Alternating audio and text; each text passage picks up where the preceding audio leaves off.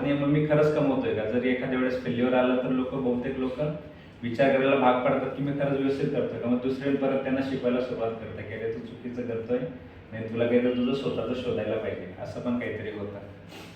तर याचं एक जिवंत एक्झाम्पल आहे. काल मी एका मित्राला भेटलो जो IT मध्ये 10 ते 15 वर्षापासून जॉब करतोय.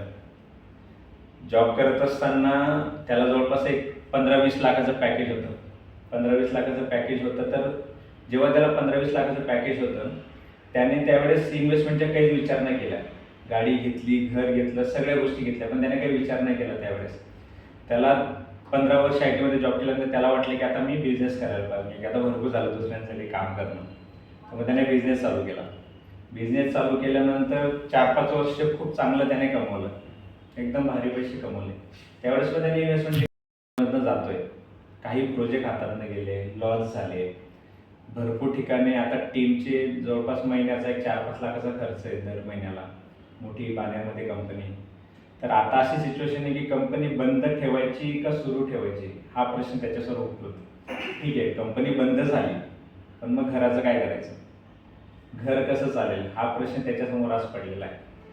मग त्याला हा प्रश्न आज येतोय, पण ज्यावेळेस पैसे होते त्याच्याकडे त्याने हा विचार नाही केला की बाबा ठीक आहे चला माझा बिझनेस आज आहे उद्या नाही. बिझनेस किंवा तुम्ही जॉब करा, बिझनेस करा, या गोष्टी टेम्पररी असतात, या कधीही जाऊ शकतात. त्याच्या भरोश्याने तुम्ही आयुष्य जगू शकत नाही.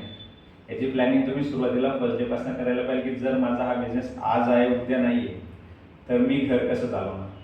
तर आज काल मी ह्या गोष्टींमध्ये म्हणजे बघितलं लाईव्ह एक्झाम्पल, हे मी अगोदर पण बघितले, पण काल एक एक्झाम्पल बघितलं की